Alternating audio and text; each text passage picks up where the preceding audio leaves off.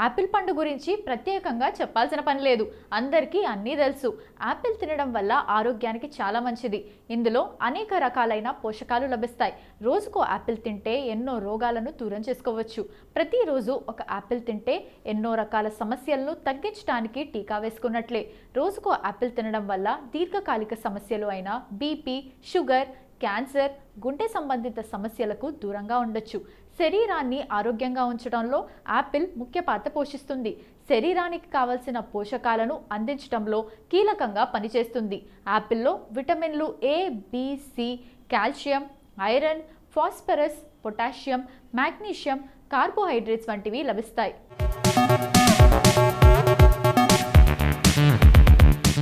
Apple గురించి కొన్ని ఆసక్తికర విషయాలను ఇప్పుడు తెలుసుకుందాం. యాంటీ ఆక్సిడెంట్లు ఎక్కువ. యాపిల్లో యాంటీ ఆక్సిడెంట్లు ఎక్కువగా లభిస్తాయి. యాంటీ ఆక్సిడెంట్లు ఎక్కువగా ఉండటం వల్ల అనేక బెనిఫిట్స్ ఉన్నాయి. శరీరంలో రోగనిరోధక శక్తి పెరుగుతుంది. దీనివల్ల చర్మ సమస్యలు అన్నీ తగ్గుతాయి. నిద్రలేమి, కీళ్ళ నొప్పులు, తలనొప్పి, ఊబకాయం, అస్తమా, అనీమియా, నాడి సమస్యలు, జలుబు వంటి అనేక సమస్యలు వస్తాయి. చెడు కొలెస్ట్రాల్ తగ్గిస్తుంది. యాపిల్ తినడం వల్ల శరీరంలో చెడు కొలెస్ట్రాల్ అనేది తగ్గుతుంది. శరీర బరువును తగ్గించడంలో, చెడు కొలెస్ట్రాల్ను తగ్గించడంలో యాపిల్ ముఖ్యమైన పాత్ర పోషిస్తుంది. ప్రతిరోజు యాపిల్ తినడం వల్ల కొలెస్ట్రాల్ను తగ్గిస్తుంది. దీంతో గుండె ఆరోగ్యాన్ని కూడా మెరుగుపరుస్తుంది. యంగ్గా ఉండొచ్చు.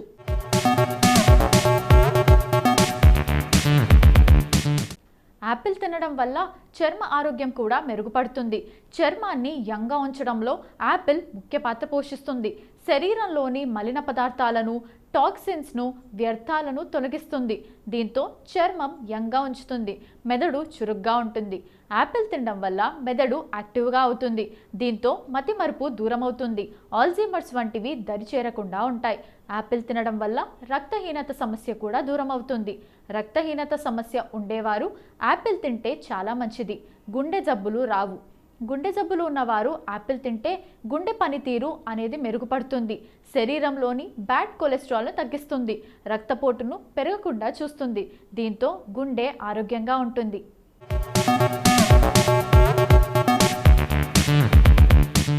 మలబద్ధకం, అజీర్ణం, గ్లూకోజ్ లోపం, మధుమేహం వంటి ఆరోగ్య సమస్యలన్నిటికీ యాపిల్ అద్భుతమైన నివారణలా పనిచేస్తుంది. యాపిల్ తినడం వల్ల కలిగే లాభాలు తెలిస్తే వాటిని రెగ్యులర్గా తినాలనుకుంటారు మీరు. ఎందుకంటే యాపిల్ అన్ని వేళల్లో లభ్యమయ్యే పండు. ఇంకా దాని ప్రయోజనాలు అనేకం. యాపిల్ పండులో కాస్త పులుపు, తీపి భాగం ఉంటుంది కాబట్టి పిల్లల నుంచి ముసలి వాళ్ళ వరకు ఈ పండును తినడం చాలా మంచిది. ఈ పండును ఖాళీ కడుపుతో తింటే లెక్కలేనన్ని ప్రయోజనాలు ఉన్నాయి. అనేక రకాల పోషక గుణాలతో సమృద్ధిగా ఉన్న పండ్లలో యాపిల్ కూడా ఒకటి. కానీ యాపిల్ను తినే ముందు ఏ సమయాల్లో తినాలి అనే దాని గురించి మీరు తప్పక తెలుసుకోవాలి.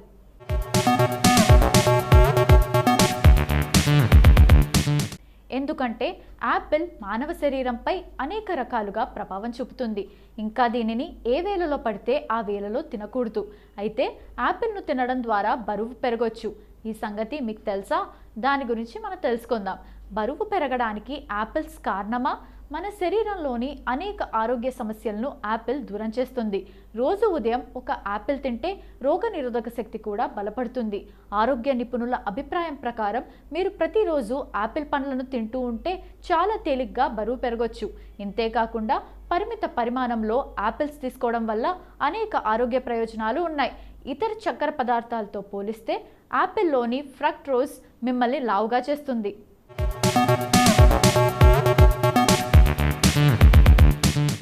అయితే దీని గురించి ఎలాంటి సైంటిఫిక్ నిర్ధారణ లేదు. తినడానికి సరైన సమయం ఉదయం ఖాళీ కడుపుతో యాపిల్ తినడానికి సరైన సమయం. కడుపు సంబంధిత సమస్య అయినా, గుండె సంబంధిత సమస్య అయినా సరైన సమయంలో యాపిల్ తింటే అన్ని రోగాలను నయం చేస్తుంది. యాపిల్స్లోని పీచు మీ రక్తపోటును కూడా అదుపులో ఉంచుతుంది. అంతేకాకుండా డయాబెటీస్ ఉన్నట్లయితే ఇది చాలా ఉపయోగకరంగా ఉంటుంది. ఎందుకంటే మీ శరీరంలోని గ్లూకోజ్ లోపాన్ని తీర్చడంలో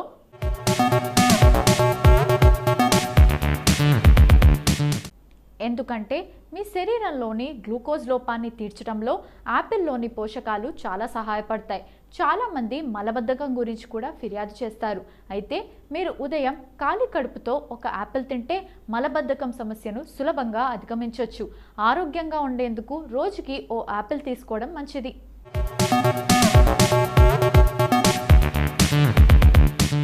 ఇప్పటి వరకు నేషనల్ యాపిల్ డే గురించి మనకు తెలియని కొన్ని ఆసక్తికరమైన నిజాలు తెలుసుకున్నాం కదా. మరి అక్టోబర్ 21వ తేదీన ఒక్కసారి చరిత్రలోకి వెళ్ళి చూస్తే ఎంతో మంది ప్రముఖుల జన్మాలు జరిగాయి. మరి ఒక్కసారి చరిత్ర పుటల్లోకి వెళ్ళి నేడు జన్మించిన ప్రముఖులు ఎవరో తెలుసుకుందాం రండి.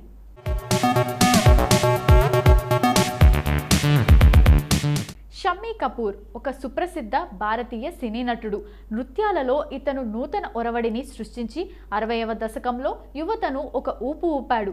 షమ్మీ రాజ్ కపూర్ 1930 అక్టోబర్ 21న ముంబై బొంబాయి ప్రెసిడెన్సీ బ్రిటిష్ ఇండియాలో జన్మించారు. కపూర్ చరిత్రలో గొప్ప అత్యంత విజయవంతమైన నటుల్లో ఒకరిగా పరిగణించబడ్డాడు. 5 దశాబ్దాల పాటు సాగిన కెరీర్లో కపూర్ ఉత్తమ నటుడితో సహా 3 ఫిల్మ్ఫేర్ అవార్డులను అందుకున్నాడు. నటుడు పృథ్వీరాజ్ కపూర్, కపూర్ కుటుంబ సభ్యునికి జన్మించిన అతను వాణిజ్యపరంగా విజయవంతం కాని జీవన్ జ్యోతితో తన సినీ రంగ ప్రవేశం చేశాడు. నిరంతర బాక్సాఫీస్ ఫ్లాపుల్లోని పాత్రలను అనుసరించి అతను తుమ్సా నహీ దేకాతో తన పురోగతిని సాధించాడు. ఇది అతనికి స్టైలిష్ ప్లేబాయ్ డాన్సర్గా గుర్తింపు తెచ్చిపెట్టింది.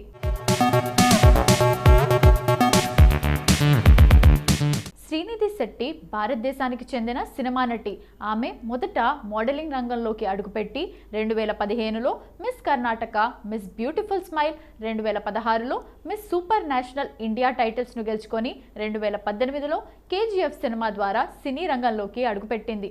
1991 అక్టోబర్ 21న బంట్ కమ్యూనిటీకి చెందిన తులువర్స్ మంగళూరు కుటుంబంలో శ్రీనిధి రమేష్ శెట్టి జన్మించింది. ఆమె తండ్రి రమేష్ శెట్టి ముల్కీ పట్టణానికి చెందినవాడు. తల్లి కుశల తల్లిపాడి గుత్తు కిన్నిగోలికి చెందింది. ఆమె శ్రీ నారాయణ గురు ఇంగ్లీష్ మీడియం స్కూల్లో చదువుకుంది.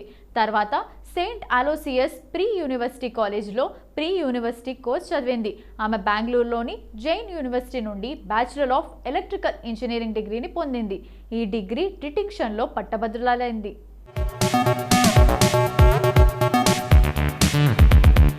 కుల్భూషణ్ ఖర్బందా ప్రముఖ హిందీ, పంజాబీ సినిమా నటుడు. షాన్ సినిమాలో ఈయన నటించిన షకాల్ పాత్ర ద్వారా ప్రసిద్ధుడు. జేమ్స్ బాండ్ సినిమాలోని బ్లోఫెల్డ్ పాత్ర ఈ షకాల్ పాత్రకు ప్రేరణ. ఢిల్లీలోని నాటక సమాజంతో మొదలైన కుల్భూషణ్ నటనా ప్రయాణం సినిమాల దగ్గరకు చేరింది. 1974లో జాదూ కా శంఖ్ సినిమాతో తెరంగేట్రం చేశారు. బాలీవుడ్లో మెయిన్ స్ట్రీమ్ సినిమాలు చేయకముందు కొన్ని ప్యారలల్ సినిమాల్లో నటించారాయన. మహేష్ భట్ తీసిన క్లాసిక్ ఆర్ద్ ఏక్ చెడర్ మైలీసి, దీపా మెహతా తీసిన ట్రయాలజీ ఫైర్, ఎర్త్, వాటర్ వంటి సినిమాల్లో కూడా నటించారు కుల్భూషణ్. దాదాపు 2 దశాబ్దాల తర్వాత కలకత్తా ప్రొడక్షన్స్లో పడతిక్ థియేటర్లో వినయ్ శర్మ దర్శకత్వం వహించిన ఆత్మకథా నాటకంలో నటించారాయన. అక్టోబర్ 21, 1944న పాకిస్తానీ పంజాబ్లో అటోక్ జిల్లాలోని హస్సనాబ్దాల్ ప్రాంతంలో జన్మించారు ఖర్బందా.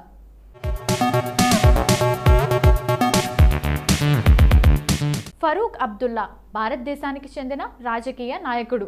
అతను మన్మోహన్ సింగ్ మంత్రివర్గంలో న్యూ అండ్ రెన్యూవబుల్ ఎనర్జీ శాఖ మంత్రిగా, 3 సార్లు జమ్మూ కాశ్మీర్ ముఖ్యమంత్రిగా పనిచేశాడు. ఫరూక్ అబ్దుల్లా 1937 అక్టోబర్ 21న జన్మించాడు. అతను పాఠశాల విద్యను ట్యాండేల్ బిస్కాయ్ పూర్తి చేసి ఆ తర్వాత జైపూర్లోని ఎస్ఎంఎస్ వైద్య కళాశాల నుండి ఎంబీబీఎస్ పట్టాను అందుకున్నాడు. ఫరూక్ అబ్దుల్లా 1980లో జరిగిన లోక్సభ ఎన్నికల్లో గెలిచి ఎంపీగా తన రాజకీయ జీవితాన్ని ప్రారంభించి తన తండ్రి షేక్ అబ్దుల్లా మరణాంతరం 1983లో జమ్మూ కాశ్మీర్కి ముఖ్యమంత్రిగా బాధ్యతలు చేపట్టారు.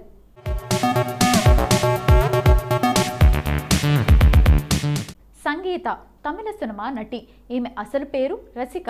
ఈమె తెలుగు, తమిళ, కన్నడ, మలయాళ సినిమాల్లో నటించింది. సంగీత చెన్నైలో అక్టోబర్ 21, 1978న జన్మించింది. ఆమె తల్లిదండ్రులు భానుమూర్తి, అరవింద్. ఆమె తాతగారు కేఆర్ బాలన్ ఒక సినిమా నిర్మాత. ఆయన 20కి పైగా తమిళ సినిమాలను నిర్మించారు. ఆమె తండ్రి అనేక సినిమాలకు దర్శకత్వం వహించారు. ఆమెకు 2 సోదరులు. ఆమె పాఠశాలలో చదివేటప్పుడే భరతనాట్యాన్ని అభ్యసించారు. ఆమె సెయింట్ జాన్ పాఠశాలలో చదివారు.